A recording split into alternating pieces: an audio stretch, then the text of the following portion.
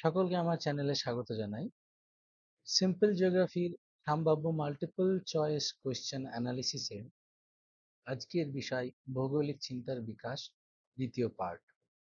আজকের প্রশ্নোত্তর আলোচনার বিষয় মধ্যযুগের আরব এবং প্রাচীন যুগের ভারতের ভৌগোলিক চিন্তার বিকাশ।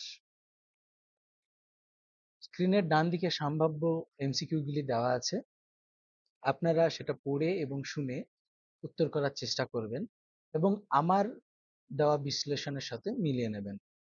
প্রথম প্রশ্ন হচ্ছে, নিচের কোন আরব ভূগোলবিদ পরিবেশ নির্ধারণবাদে বা এনভায়রনমেন্টাল ডিটারমিনিজমে বিশ্বাসী ছিলেন? ইবন বতুতা, আল মাসুদি, আল বিরুনি, আল ইদ্রিসি। এর সঠিক উত্তর হচ্ছে আল মাসুদি। আল মাসুদি তার রচনায় মানব সমাজে পরিবেশের যে প্রভাব সেটা নিয়ে বিস্তৃত আলোচনা করেছিলেন, যেটি এনভায়রনমেন্টাল ডিটারমিনিজম বা পরিবেশ নির্ধারণবাদের একটি উদাহরণ। পরের প্রশ্ন, কিতাব আল হিন্দ গ্রন্থটি কে রচনা করেন? আল ইদরিসি, ইবনে সিনা, আল বিরুনি, আল মাসুদি। সঠিক উত্তর হবে সি, আল বিরুনি। এই আল বিরুনি পর্যটক হিসাবে ভারতে আসেন এবং দীর্ঘদিন এখানে থেকে সমাজকে দেখেন। 1031 খ্রিস্টাব্দে কিতাব আল হিন্দ গ্রন্থটি রচনা করেন, যেটি তারিকুল হিন্দ এবং তাহকিক মা আল হিন্দ নামেও পরিচিত। হিন্দ মানে ভারত। আরবি ভাষায় রচিত এই গ্রন্থটিতে মোট 80টি অধ্যায় আছে এবং এই গ্রন্থে ভারতের ভূগোল, সংস্কৃতি, সমাজ ব্যবস্থা বিস্তৃত বিশ্লেষণ করা হয়েছে। পরের প্রশ্ন, বিখ্যাত ভ্রমণ কাহিনী রিহিলা কার লেখা? Al Masudi, Al Maqdisi, Ibn Battuta, Al Biruni. এর সঠিক উত্তর হচ্ছে C, Ibn Battuta. Ibn Battuta একজন পর্যটক ছিলেন যিনি গোটা বিশ্ব ভ্রমণ করেছিলেন। আফ্রিকা, ইউরোপ, সেন্ট্রাল এশিয়া, মধ্য এশিয়া সব তিনি ভ্রমণ করেছিলেন। প্রায় 75,000 কিলোমিটার ঘুরেছিলেন এবং তিনি আহ, দিল্লির সুলতান মোহাম্মদ তুগলকের আমন্ত্রণে দিল্লিতে আসেন এবং দিল্লিতে কাজী বা বিচারক হিসাবে দীর্ঘদিন কাজ করেন।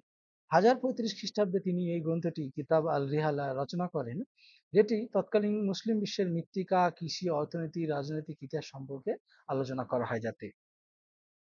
পরের প্রশ্ন, মৌসুমী শব্দটি এসেছে কোন ভাষা থেকে? সংস্কৃত, লাতিন, ফার্সি, আরবি। এর সঠিক উত্তর হচ্ছে ডি, আরবি ভাষা থেকে এসেছে। আরবি ভাষার শব্দ মৌসুম, যার অর্থ ঋতু, থেকে এই মৌসুমী শব্দটি এসেছে। প্রথম জলবায়ু অ্যাটলাস প্রস্তুত করেন কে? আল মাকদিসি, আল বালখি, আল মাসুদি, ইবনে সিনা। এর সঠিক উত্তর হচ্ছে বি, আল বালখি, যিনি বাল্খি স্কুলের বা দর্শনের প্রবক্তা ছিলেন। তার লেখা কিতাব কিতাব আল আশকাল, যার অর্থ বুক অফ ফর্মস, 921 খ্রিস্টাব্দে প্রকাশিত হয়, যেটিকে বিশ্বের প্রথম জলবায়ু মানচিত্র গ্রন্থ বা ক্লাইমেটিক অ্যাটলাস হিসাবে গণনা করা হয়। পরের প্রশ্ন, meadows of gold and mines of precious stones গ্রন্থটির রচনা কে করেন? ইবনে হাউকাল, আল বিরুনি, আল মাসুদি, আল মাকসুদি। এর সঠিক উত্তর হচ্ছে সি, আল মাসুদি। আল মাসুদির লেখা গ্রন্থ মুরুজ আল দাহাব ওয়া মাআদিন আল জওহার, সোনার ক্ষেত্র, মূল্যবান খনিজ গ্রন্থটি আহ, ভৌগোলিক বিশ্বকোষ হিসাবে গণনা করা হয়। পরের প্রশ্ন, আল বিরুনি বিশেষজ্ঞ ছিলেন নগর পরিকল্পনায়, মানব ভূগোলে, ক্যালেন্ডার ও জ্যোতির্বিদ্যায়, জলবায়ুবিদ্যায়। তখন নগর পরিকল্পনার কোনো কনসেপ্ট ছিল না, মানব ভূগোলেরও তেমন কোনো কনসেপ্ট ছিল না। জলবায়ুবিদ্যায় আরবীয়দের কন্ট্রিবিউশন থাকলে আল বিরুনির কন্ট্রিবিউশন ছিল না। সঠিক উত্তর হচ্ছে সি, ক্যালেন্ডার ও জ্যোতির্বিদ্যায়। তা আল বিরুনি ক্যালেন্ডার ও জ্যোতির্বিদ্যায় যথেষ্ট পারদর্শী ছিলেন। ভূগোলের সময় গণনা ও মানচিত্র নির্ধারণে তিনি অনেক পাণ্ডিত্য দেখান। পরের প্রশ্ন, আল ইদ্রিসির সবচেয়ে গুরুত্বপূর্ণ অবদান কি ছিল? আবহাওয়ার পূর্বাভাস, বিশ্ব মানচিত্র, সৌর ক্যালেন্ডার, সামুদ্রিক নকশা। আবহাওয়ার পূর্বাভাসে তো কোনো কনসেপ্ট ছিল না। সৌর ক্যালেন্ডার ভারতীয়দের অবদান ছিল। সামুদ্রিক নকশা সেই সময় অতটা প্রচলিত ছিল না। সঠিক উত্তর হচ্ছে বিশ্ব মানচিত্র, বি, বিশ্ব মানচিত্র। এই আল ইদ্রিসি তিনি এক মানচিত্র প্রণেতা ছিলেন। তার লেখা ট্যাবুলা রোজেরানা নামক একটি বিশদ বিশ্ব মানচিত্র তিনি তৈরি করেন, যা সেই সময়ের পৃথিবীর অন্যতম সেরা মানচিত্র হিসাবে বিবেচিত হয়েছিল। পরের প্রশ্ন, ইবন খালদুন বিখ্যাত তার কোন তত্ত্বের জন্য? ভূকেন্দ্রিক তত্ত্ব, পরিবেশ নির্ধারণবাদ, রাষ্ট্রচক্র তত্ত্ব, নক্ষত্র গতি বিশ্লেষণ। আমরা জানি ইবনে খালদুন ছিলেন একজন সামাজিক বা পলিটিক্যাল জিওগ্রাফার ছিলেন, তাই সঠিক উত্তর হবে সি, রাষ্ট্রচক্র তত্ত্ব। তার বিখ্যাত গ্রন্থ আল মুকাদ্দিমাতে তিনি রাষ্ট্র কিভাবে উদ্ভব হয়, বিকাশ হয় এবং পতন হয় সেই বিষয় নিয়ে আলোচনা করেন। পরের প্রশ্ন, আরব পণ্ডিতরা নিচের কোনটিকে যথার্থভাবে মাপতে পারতেন? সমুদ্রের লবণমাত্রা, অক্ষাংশ ও দ্রাঘিমাংশ, আগ্নেয়গিরি, জনসংখ্যার গঠন। সমুদ্রের লবণমাত্রা সে সময় পরিমাপের কোনো ব্যবস্থা ছিল না। প্রাকৃতিক ভূগোল, বিশেষ করে আগ্নেয়গিরি, এসব নিয়ে আরব পণ্ডিতদের কোনো পাণ্ডিত্য ছিল না, কারণ তাদের ওখানে তেমন কোনো অগ্নুৎপাতের পাহাড় ছিল না। জনসংখ্যার গঠন নিয়েও তেমন কোনো আলোচনা করেছিল না। সঠিক উত্তর হবে বি, অক্ষাংশ ও দ্রাঘিমাংশ। তো আল বিরুনি, আল ইদ্রিসি, আল খাওয়ারিজমির মতো আরব পণ্ডিতরা ছিলেন জ্যোতির্বিদ্যা ও ভূগোলের পারদর্শী।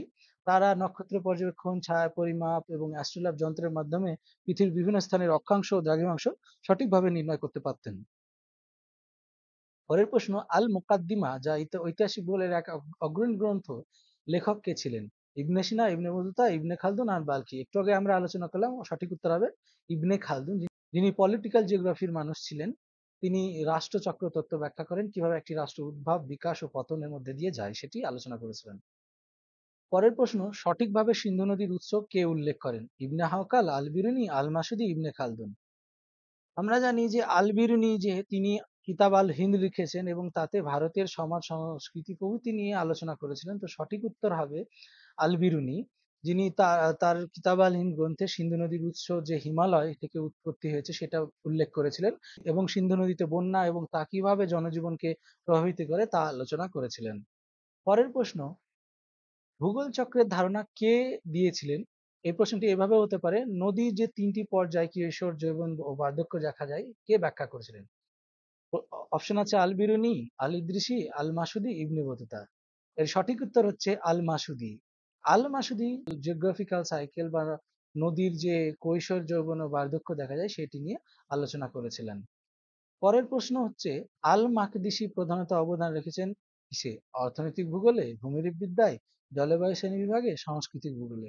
এর সঠিক উত্তর হবে সাংস্কৃতিক ভূগোলে। আল মাকদিসি তার রচনায় বিভিন্ন অঞ্চলের ভাষা, ধর্ম, পোশাক, খাদ্যাভ্যাস, সামাজিক রাজনীতি প্রভৃতি নিয়ে আলোচনা করেন। নিচের কোন পণ্ডিত ক্ষয় প্রক্রিয়া নিয়ে কাজ করেন?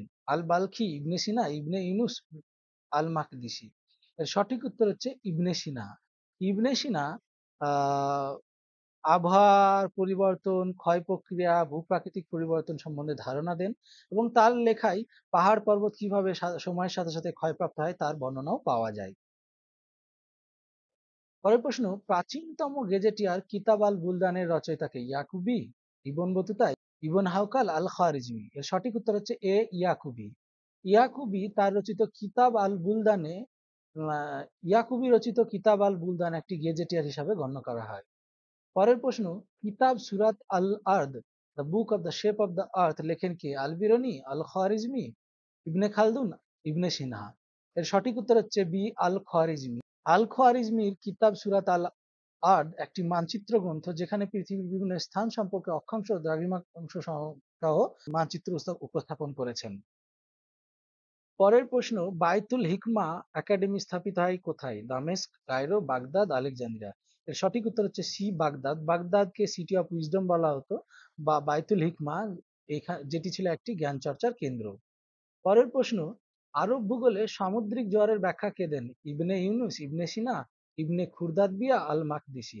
এর সঠিক উত্তর হবে সি, ইবনে খুরদাদবিয়া। তিনি চন্দ্রচক্রের ভিত্তিতে জোয়ারের একটি তত্ত্ব বর্ণনা করেছিলেন 1846 খ্রিস্টাব্দে। যে এই তত্ত্বটাই পরে আল বিরুনি ব্যবহার করেন এবং তিনি জোয়ার ভাটায় চাঁদের যে বিভিন্ন পর্যায়ের সম্পর্ক সেটা নিয়ে গবেষণা করেছিলেন। প্রথম সামুদ্রিক জোয়ারের ব্যাখ্যা দিয়েছিলেন ইবনে খুরদাদবিয়া, পরে সেটাকে আলোচনা করেছিলেন আল বিরুনি। পরের প্রশ্ন, অক্ষাংশ পরিমাপে সংশোধনী আনেন কে? ইবনে ইউনুস, ইবন বতুতা, আল মাসুদি, ইবন আল বিরুনি। সঠিক উত্তর হবে ইবনে ইউনুস। ইবনে ইউনুস কি করেছিলেন? আল বিরুনি যে অক্ষাংশের ও দ্রাঘিমাংশের কনসেপ্ট দিয়েছিলেন সেইটাকে তিনি পরে তার ত্রুটি নিরূপণ করে এবং তাতে সংশোধনী করেছিলেন। পরের প্রশ্ন, আল বিরুনির ক্যানন মাসুদিকানের বিষয়বস্তু কি? জলবায়ু বিজ্ঞান, জ্যোতির্বিজ্ঞান, আঞ্চলিক ভূগোল, সামাজিক ভূগোল। আল বিরুনির যে কিতাব আল হিন্দ আছে সেটা ভারতের সমাজ নিয়ে আলোচনা, কিন্তু তার যে ক্যানন মাসুদিকান সেটি বিশেষত জ্যোতির্বিজ্ঞানের একটি বড় গ্রন্থ। তো আল কানন আল মাসুদি এই গ্রন্থটিতে গ্রহ, নক্ষত্র, সময় পরিমাপ, ক্যালেন্ডার পদ্ধতি, জ্যোতির্বিজ্ঞানী গণনা এইসব নিয়ে বিশদে আলোচনা করা হয়েছে। তিনি এই বইটি গজনির সুলতান মাসুদের নামে উৎসর্গ করেছিলেন, সেই জন্য এই বইটির নাম আল কানন আল মাসুদি।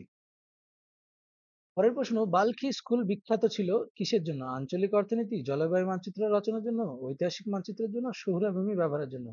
আঞ্চলিক অর্থনীতির কনসেপ্ট তখন ছিল না, ঐতিহাসিক মানচিত্র তেমনও ব্যবহার হতো না তখন, তৎকালীন যে মানচিত্র সেটাই তৈরি হতো।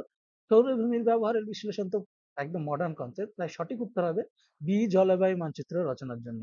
তো আল বাল্কির নেতৃত্বে বাল্কি স্কুল অফ থট তৈরি হয়, যেখানে জলবায়ু মানচিত্রে প্রস্তুত হয়। আল বালখির যে কিতাব আল আশকাল, যে গ্রন্থ, সেটা জলবায়ু অ্যাটলাস, আমরা একটু আগে আলোচনা করলাম। পরের প্রশ্ন, আল বিরুনির কিতাব তাহাদিদ নিহায়াত আল আমাকিন গ্রন্থে রচনা করেছে ভারতের নদ নদী, অক্ষাংশ দ্রাঘিমাংশের ব্যবহার করে দূরত্ব পরিমাপ, জলবায়ুবিদ্যা, সমুদ্রপথে বাণিজ্যের আলোচনা? আল বিরুনির কিতাব আল হিন্দে ভারত সম্বন্ধে ব্যবহার করেছে, কিন্তু এটা অন্য গ্রন্থ, তাহাদিদ নিহায়াত আল আমাকিন। এই গ্রন্থটি অক্ষাংশ ও দ্রাঘিমাংশ ব্যবহার করে করে দূরত্ব পরিমাপের জন্য আলোচনা করা হয়েছে এই গ্রন্থটিতে। Determination of coordinates of cities, এই বইটির গ্রন্থটির ইংরেজি অনুবাদ। এখানে তিনি আহ, অক্ষাংশ ও দ্রাঘিমাংশের সাহায্যে বিভিন্ন স্থানের অবস্থান এবং তাদের মধ্যে দূরত্ব পরিমাপ করেছিলেন। পরের প্রশ্ন, কোন গ্রন্থে আল মাসুদি প্রকৃতি, ইতিহাস ও ভূগোলের সমন্বয় ঘটান? হাসান আল তাকসিম, রাসাই লিখওয়ান, মুরুজ আল সাহাব, টাবুলা রাজারেনে? এর সঠিক উত্তর হচ্ছে মুরুজ আল রাহাব গ্রন্থে তিনি ইতিহাস, প্রকৃতি ও ভূগোল একত্রে ব্যাখ্যা করেন। পরের প্রশ্ন, কোন আরব ভূগোলবিদ ভারতীয় সমাজ ও পরিবেশ নিয়ে সবচেয়ে বিস্তারিত ব্যাখ্যা দিয়েছিলেন? আল ইদ্রিসি, আল মাসুদি, আল বিরুনি, ইবনে আহকাল? তো আমরা জানি যে আল বিরুনি কিতাব আল হিন্দ নিয়ে লিখে ভারতের পুরো সমাজ ও পরিবেশ নিয়ে আলোচনা করেছেন, তো সঠিক উত্তর হবে সি, আল বিরুনি। পরের প্রশ্ন, নুজহাত আল মুশতাক গ্রন্থটি কার লেখা? ইবনে খালদুন, আল ইদ্রিসি, ইবনে সিনা, ইবনে বতুতা? এর সঠিক উত্তর হচ্ছে আল ইদ্রিসি, বি, আল ইদ্রিসি। তিনি নুজহাত আল মুশতাক গ্রন্থটি সিসিলির রাজা রজারকে দিয়েছিলেন, এর জন্য এটাকে ট্যাবুলা রজারিনা নামে পরিচয়। এটা একটি বিশ্ব মানচিত্র ও ভূগোল সংকলন। পরের প্রশ্ন, কে ভূপৃষ্ঠের ওজন ও মধ্যাকর্ষণ নিয়ে আলোচনা করেছিলেন? ইবনে সিনা, আল বিরুনি, আল ইদ্রিসি, ইবনে ইউনুস? সঠিক উত্তর হচ্ছে আল বিরুনি। আল বিরুনি জ্যোতির্বিজ্ঞানে যথেষ্ট অবদান রাখেন। তো তার যে জ্যোতির্বিজ্ঞানের কাজ, তাতে তিনি ভূপৃষ্ঠের ওজন ও মধ্যাকর্ষণ বিষয় নিয়ে আলোচনা করেন। পৃথিবীর যে কেন্দ্রামুখী আকর্ষণ আছে বা গ্র্যাভিটি আছে, সেটা তিনি বোঝার চেষ্টা করেছিলেন। পরের প্রশ্ন, প্রাচীন ভারতের বিগ- পরের প্রশ্ন, প্রাচীন ভারতের বিজ্ঞান ও দর্শন আরব জগতে কে প্রণয়ন করেন বা ব্যাখ্যা করেন?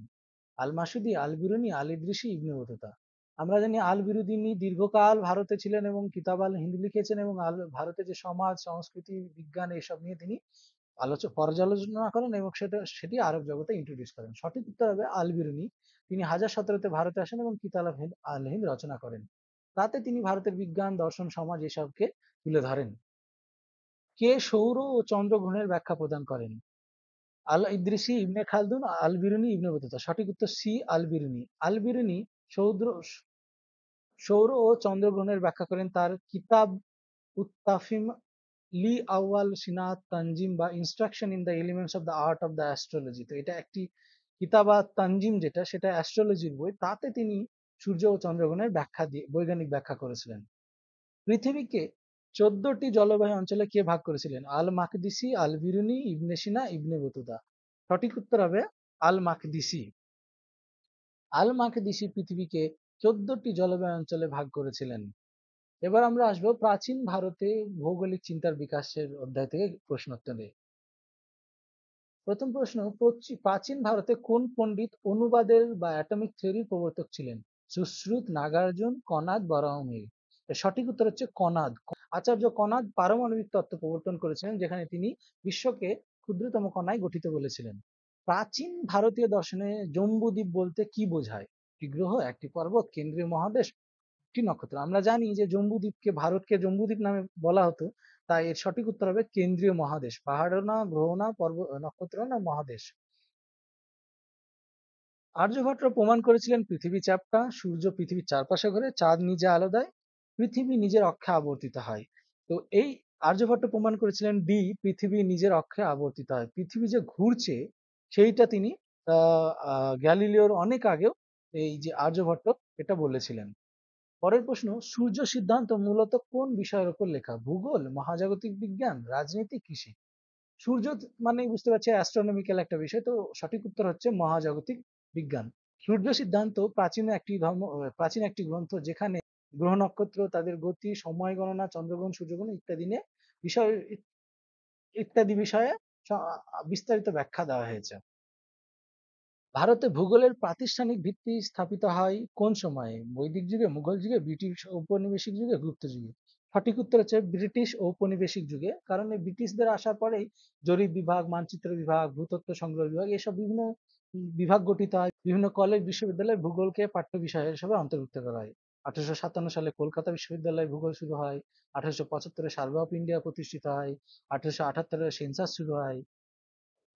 পরের প্রশ্ন, ভারতে প্রথম ভূগোল সমিতি গঠিত হয় কোথায়? কলকাতা, আলিগড়, লাহোর, পাটনা? সঠিক উত্তর 1920 সালে লাহোরে প্রথম ভূগোল সমিতি গঠিত হয় ভারতে। এরপরে আলিগড়ে বাটলার জিওগ্রাফিক্যাল সোসাইটি 1925 সালে তৈরি হয়েছিল। পরের প্রশ্ন, ইন্ডিয়া অ্যান্ড পাকিস্তান গ্রন্থের রচয়িতা কে? SP. Chatterjee, ও.এইচ.কে. স্পেইট, D.El. Stamp, আর.এল. Singh?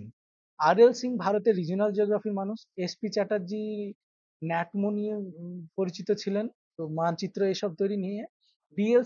Stamp তিনি লন্ডন ল্যান্ড ইউজ নিয়ে কাজ করেছিলেন এবং ভারতেও ল্যান্ড ইউজ নিয়ে কাজ করেছিলেন। তো সঠিক উত্তর হচ্ছে ও.এইচ.কে. স্পেইট। তিনি ভারত এবং পাকিস্তানের যারা দক্ষিণ এশিয়ার ভূগোল নিয়ে প্রচুর কাজ করেছিলেন এবং ভারত পাকিস্তানের ভূপ্রাকৃতিক, অর্থনৈতিক, সাংস্কৃতিক বৈশিষ্ট্যগুলোকে তার গ্রন্থে তিনি আলোচনা করেছিলেন। এর পরের প্রশ্ন, ন্যাকমো প্রতিষ্ঠা করেন কে? একটু আগে আলোচনা করলাম, এস.পি. চ্যাটার্জি। এস.পি. চ্যাটার্জি ন্যাকমো প্রতিষ্ঠা করেছিলেন। National Atlas and Thematic Mapping Organisation 1956 সালে প্রতিষ্ঠিত হয়, যেটি বিভিন্ন বিষয়ভিত্তিক মানচিত্র তৈরি করে এবং জাতীয় মানচিত্র তৈরি করে। এস.পি. চ্যাটার্জি ছিলেন এর প্রথম পরিচালক এবং তিনি এর প্রতিষ্ঠা করেছিলেন। পরের প্রশ্ন, প্রাচীন গ্রন্থে বিতস্তা নদী বলতে বোঝানো হয়েছে কোন নদীকে? গঙ্গা, বিপাশা, ঝিলাম, রবি? এর সঠিক উত্তর হচ্ছে সি ঝিলাম। বর্তমানে যে ঝিলাম নদী তাকে প্রাচীন গ্রন্থে বিতস্তা নদী নামে ব্যবহার করা হয়েছে। পরের প্রশ্ন, পূর্ব, পশ্চিম, উত্তর, দক্ষিণ এই যে দিক নির্ণয় সেগুলির প্রাচীনতম উল্লেখ কোথায় পাওয়া যায়? অর্থশাস্ত্র, বেদ, মহাভারত, উপনিষদ? সঠিক উত্তর হচ্ছে বি বেদ। বেদে উল্লেখ পাওয়া যায় দিক নির্দেশনা নিয়ে। পরের প্রশ্ন, আর.এল. সিং বিশেষ অবদান রেখেছে পরিবেশ ভূগোলে, নগর ভূগোলে, পরিবহন ভূগোলে, জনসংখ্যা ভূগোলে? আর.এল. সিং এর কাজ হচ্ছে নগর ভূগোলে সবচেয়ে বা আরবান জিওগ্রাফিতে এনার কাজ প্রচুর বহুল চর্চিত। কারণ ভারতে যে আরবান জিওগ্রাফির প্রাথমিক দিকের কাজগুলো তার মানে আর.এল. সিং এর করা। তিনি বানারস অ্যান্ড আরবান জিওগ্রাফি লিখেছিলেন প্রায় 1940-এর দিকে, যেটি আরবান জিওগ্রাফির একটি বড় গ্রন্থ। পরের প্রশ্ন, ভারতে প্রথম ভূগোল বিষয়ক জার্নাল প্রকাশিত হয় কোথায়? মাদ্রাজ, কলকাতা, এলাহাবাদ, পাটনা? সঠিক উত্তর মাদ্রাজে। দ্য মাদ্রাজ জিওগ্রাফিক্যাল জার্নাল নামে প্রতিষ্ঠিত হয় 1926 সালে, যেটি ইন্ডিয়ান জিওগ্রাফিক্যাল সোসাইটি কর্তৃক প্রকাশিত। পরের প্রশ্ন, ভাস্করাচার্য প্রখ্যাত ছিলেন কিসে? মানচিত্র নির্মাণে, ভূতাত্ত্বিক গবেষণায়, বীজগণিতে, জরিপে? সঠিক উত্তর হচ্ছে সি বীজগণিতে। তো ভাস্করাচার্যের যে লীলাবতী গ্রন্থ ছিল সেই লীলাবতী গ্রন্থে বীজগণিতের বিভিন্ন সূত্র নিয়ে ব্যাখ্যা করা হয়। মনীষ রেজা সংযুক্ত ছিলেন কোন বিশ্ববিদ্যালয়ের সঙ্গে? আলিগড় মুসলিম বিশ্ববিদ্যালয়, দিল্লি বিশ্ববিদ্যালয়, জওহরলাল নেহরু বিশ্ববিদ্যালয়, পাঞ্জাব বিশ্ববিদ্যালয়? সঠিক উত্তর হচ্ছে সি জওহরলাল নেহরু বিশ্ববিদ্যালয়। এই যে জওহরলাল নেহরু বিশ্ববিদ্যালয় যে ভূগোল বিভাগ আছে সেটি এই মনীষ রেজাই গড়ে তুলেছিলেন। পরের প্রশ্ন, ভারতের মানব ভূগোল বা হিউম্যান জিওগ্রাফির জনক কাকে বলা হয়? এস.পি. চ্যাটার্জি, এম শফি, এ আহমেদ, গোপাল কৃষ্ণন? সঠিক উত্তর হচ্ছে বি এম শফি। যিনি আলিগড় মুসলিম বিশ্ববিদ্যালয়ের প্রফেসর ছিলেন। তাকে মানব ভূগোলের জনক হিসাবে আখ্যা দেওয়া হয়। পরের প্রশ্ন, আঞ্চলিক পরিকল্পনা বিষয়ে বিশেষ অবদান রেখেছেন জি.এস. গোসাল, আর.পি. মিশ্র, ভি.এস. কালে, আর.এল. দ্বিবেদী? সঠিক উত্তর হচ্ছে বি আর.পি. মিশ্রা। এই আর.পি. মিশ্র গ্রোথ পোল থিওরি বা গ্রোথ পোল মডেলের কনসেপ্ট দিয়েছিলেন, যেখানে 5টি স্তরে একটি এলাকা উন্নয়ন হয়। সেই স্তরগুলি সেন্ট্রাল ভিলেজ, প্রথমে একটা ভিলেজ থাকে, পরে সেটা সার্ভিস সেন্টার তৈরি হয়, গ্রোথ পয়েন্টে তৈরি হয়, পরে গ্রোথ সেন্টার এবং শেষে ফাইনালি গ্রোথ পোলে তৈরি হয়। তো রিজিওনাল জিওগ্রাফিতে বা রিজিওনাল প্ল্যানিং এ আর.পি. মিশ্রার অবদান সবচেয়ে বেশি। ভারতীয় ভূগোল অনুযায়ী সপ্তদ্বীপ ধারণার ভিত্তি তৈরি হয়েছে কোথায়? বেদে, মহাভারতে, পুরাণে, রামায়ণে? সঠিক উত্তর পুরাণে 7টি দ্বীপের কথা বলা আছে, 7 দ্বীপাস। নিচের কোন দ্বীপ ভূমধ্যসাগরীয় অঞ্চলের সঙ্গে সম্পর্কিত? তো এই যে পুরাণে যে সপ্তদ্বীপের কথা বললাম এর মধ্যে কোন দ্বীপটি ভূমধ্যসাগরীয় অঞ্চলকে নির্ণয় করে? পুষ্কর দ্বীপ, কুশ দ্বীপ, প্লাক্ষ দ্বীপ, কৃষ্মাঞ্চ দ্বীপ? সঠিক উত্তর হচ্ছে প্লাক্ষ দ্বীপ। এখানে প্রচুর প্লাক্ষ গাছ দেখা গিয়েছিল। পরের প্রশ্ন, পুরাণে শালমলী দ্বীপ কোন অঞ্চলের প্রতিনিধিত্ব করে? দক্ষিণ পশ্চিম এশিয়া, উত্তর পশ্চিম ইউরোপ, পূর্ব আফ্রিকা, ভূমধ্যসাগরীয় অঞ্চল। সঠিক উত্তর হচ্ছে পূর্ব আফ্রিকা। শালমলি গাছ দ্বারা পূর্ণ, এখানে গন্ধর্ব ও দেবতারা থাকতেন। পরের প্রশ্ন, সূর্য সিদ্ধান্ত অনুসারে মেরু স্থানের ভৌগোলিক অবস্থান কোথায়? মেরু মানে আমরা জানি মেরু হচ্ছে উত্তর মেরু, দক্ষিণ মেরুকে বলা হয়। সঠিক উত্তর হচ্ছে বি, 90 ডিগ্রি উত্তর অক্ষাংশকে বলা হতো মেরু। পরের প্রশ্ন, নিচের কোন রচয়িতা প্রথম শূন্য ব্যবহার করে গাণিতিক নিয়ম স্থাপন করেন? ভাস্করাচার্য, আর্যভট্ট, বরাহমিহির, ব্রহ্মগুপ্ত। আমরা জানি আর্যভট্ট শূন্যের কনসেপ্ট দিয়েছিলেন, কিন্তু সেটার প্রথম ব্যবহার দিয়েছিলেন সঠিক উত্তর ব্রহ্মগুপ্ত। ব্রহ্মগুপ্ত সপ্তম শতকে তার ব্রাহ্মস্ফুট সিদ্ধান্ত নামক গ্রন্থে শূন্যের গাণিতিক ব্যবহার, শূন্যের যে গাণিতিক ব্যবহার হয় সেটা তিনি এখানে করেছিলেন এবং তার ভিত্তিতে করে তিনি গাণিতিক নিয়ম প্রতিষ্ঠা করেছিলেন। পরের প্রশ্ন, প্রাচীন ভারতে কোন নগরীকে বিশ্বের কেন্দ্র হিসেবে বিবেচনা করা হতো? কাশী, উজ্জয়িনী, পাটলিপুত্র, মথুরা। সঠিক উত্তর বি, উজ্জয়িনী। মধ্যপ্রদেশের যে উজ্জয়িনী আছে সেই উজ্জয়িনীকে পৃথিবীর কেন্দ্র বা মধ্য মেখলা হিসেবে বিবেচনা করা হতো। এটি প্রথম দ্রাঘিমা রেখা বা প্রাইম মেরিডিয়ান। সূর্য সিদ্ধান্ত অন্যান্য জ্যোতির্বিদ্যার মধ্যে উজ্জয়িনীকে গণনার কেন্দ্র হিসাবে আলোচনা করা হয়েছে। পরের প্রশ্ন, বরাহমিহির রচিত পঞ্চ সিদ্ধান্তিকা গ্রন্থটি কোন বিষয়ে গুরুত্বপূর্ণ? অর্থনীতি, সামরিক কৌশল, জ্যোতির্বিদ্যা ও গণিত, সামাজিক ধর্মবিধান। সঠিক উত্তর হচ্ছে সি, জ্যোতির্বিদ্যা ও গণিত। এই যে পঞ্চ সিদ্ধান্ত, যেখানে 5টি মতবাদ দেওয়া আছে, সেটি খ্রিস্টীয় ষষ্ঠ শতকে রচিত হয় এবং জ্যোতির্বিদ্যার পদ্ধতি ও সিদ্ধান্ত সংক্ষেপে ব্যাখ্যা করা হয়েছে। এই হলো আজকের সম্ভাব্য প্রশ্নোত্তর আলোচনা ও বিশ্লেষণ। এই ধরনের আরো এমসিকিউ অ্যানালিসিসের জন্য আমার চ্যানেলটি সাবস্ক্রাইব করুন। আপনারা কোন কোন টপিকে এমসিকিউ অ্যানালিসিস চান কমেন্টে লিখে জানান, আগামীতে সেগুলো নিয়ে আলোচনা করা হবে। ধন্যবাদ।